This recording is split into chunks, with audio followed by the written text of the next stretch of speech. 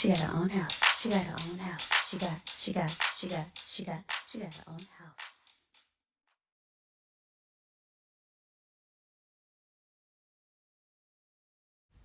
Hey family, welcome back to my channel. So today we're going to talk about how to generate your own property specific letter. So let's talk about it. Okay, so the property specific letter, or AKA the PSL, or AKA the pre-qualification letter if you're dealing with a seller or a lender, is definitely something that you're going to want to know how to generate yourself. Because if you're in a situation in this hot market where you're trying to get under contract for a house, you always can't really afford to wait, literally can't afford to wait on your MC to send you a PSL. So there's definitely ways to kind of play with the numbers to make it work to generate a PSL yourself. So I'm going to show you guys how to do that today. And if you watch my last video, this interface looks very familiar to you because this is pretty much the home screen once you're qualified. And you're just going to scroll down to the bottom to where you see property specific letter. And then you're going to proceed to the next step to generate it. So once you click on that arrow to the right hand side of where it says property specific letter, it's going to take you to this screen here. And this screen is pretty self-explanatory. All you're going to need is the street address and the zip code. You won't need the city and state. It's going to pull that information just from using the zip code. So for the purpose of this example in this video, I'm going to use the Naca address for the office in Dallas. And so you would just enter the street address in the top box and the zip code in the second box and hit submit. Okay, so on this next screen here, it's going to ask you for a little bit more information. You just need to put in the cost of the home that you're looking for. And it also says get tracked percentage. I never ever use that. If you actually click on that button, it's going to take you to the FFIEC geocode website. So obviously, if you don't already know, especially if you're a non-priority member, if your house is in a qualified area, definitely check that out. However, I have tested it out personally by putting in a home that's in a non-priority area over 100%, and I was still able to generate the PSL. So I'm not really sure of what the point of that box is, but just don't really worry about it. You can still generate your PSL without it. But as I said, if you're non-priority, definitely always do your due diligence on the front end to make sure that you are looking at a house that you will actually qualify for based on NACA. So also on this screen, I would like to point out that this is where you're going to select the property type, whether or not you have a single family home or a multifamily or a condo. You will have to input some different information depending on what you select. So always make sure that you are generating the proper type of PSL for the type of home that you're looking to get under contract for. So after you have selected the property type and put in the cost of your home on the previous screen, this is what you're going to see. So everything on the right hand side will auto populate for you, and everything is editable except for the interest rate. I am a non-priority member, so it's automatically going to give me the non-priority interest rate, even if I input a zip code that is non-priority, or that is, I guess, priority. There's no way for me to, or anyone, to change the interest rate that's on the PSL. It won't really matter too much. However, if you have been following me for a while now, I did tell you guys how to calculate your own buy down. I'll try to link that video below so you can go ahead and run the numbers yourself, and then go to naca.com and go and put in those same numbers in their mortgage calculator, so that way you'll know exactly what you're working with and still feel comfortable generating your PSL. Now, please proceed with caution. I'm not encouraging anybody to do this whenever you can't for sure prove it by generating your own PSL when the interest rates don't line up. But if you're not comfortable or your realtor is not comfortable, then just reach out to your MC to get your PSL generated with proper buy down and the proper interest rate. I just wanted to put that disclaimer out there. Okay, so now back to the screen. You can change it from a 30-year to a 15-year mortgage. And if you change it from 30 to 15, it will change the interest rate. Still non-priority or priority, but it'll change it from the 30-year to the 15-year.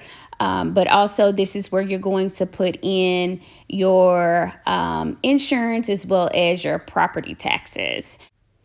Okay, family, one important thing to note is that on this screen, there is no place for you to input HOA information.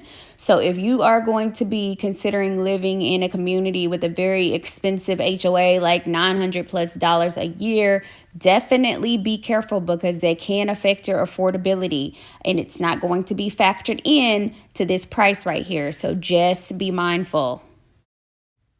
So once you have input all of the information above, you're going to have to scroll down right below that section because they're going to require you to certify before you're able to move forward.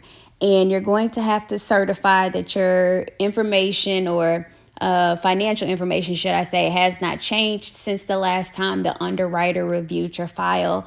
You're going to have to confirm that your monthly income has not changed, that your total across all of your bank accounts has not changed, that you have not increased your debts, and that you have had no late payments. And once you check all 4 of those boxes, you're then able to hit submit. So I purposefully put exorbitantly high property taxes in the field just so I can show you guys what happens when you try to generate a PSL that's above your affordability.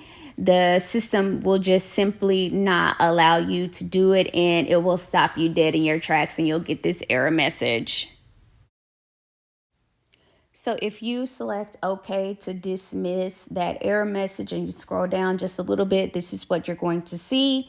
It's going to say the new payment is higher than the qualified amount, and then it's going to give you what the mortgage would be, or the PITI, should I say, based on the data that you inputted in.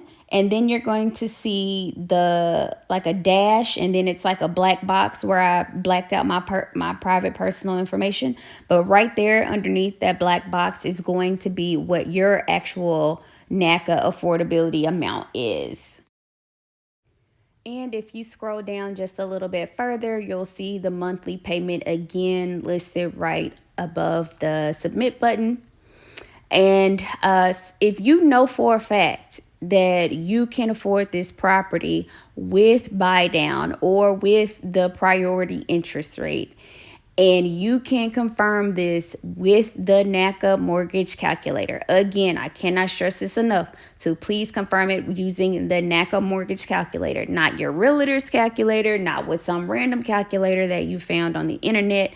Naca's mortgage calculator. I'm going to show you all you need to do to manipulate the data in order to generate your own PSL.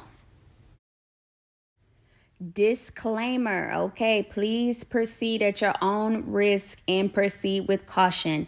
If you are not sure or uncomfortable, or your realtor is not sure or uncomfortable, please just reach out to your Naca MC to get them to generate your PSL for you. Okay, but all you guys need to do, if you can verify using the Naca mortgage calculator that you can afford a house with buy down or with the priority interest rate, all you guys need to do is just go into the taxes field, property taxes, and lower that amount down to next to nothing, and it will allow the PSL to go through. So it's literally that simple. But like I said, I would also always recommend, before you pay any kind of earnest money, please get your MC to generate you a PSL just in case, because Naca's PSLs are Naca MC generated PSLs are really the only thing that matters. But if you're just trying to get on a waiting list or something like that, then yes, go ahead and generate this PSL and then just get your MC to just, generate you one and verify it.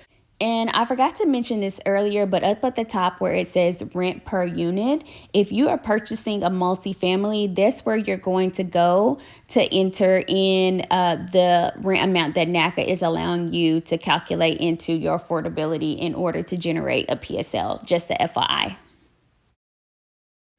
And finally, so if you have gone through all of the steps that I've went over in this video today and you hit submit, you will get a property specific letter, and this is what it will look like.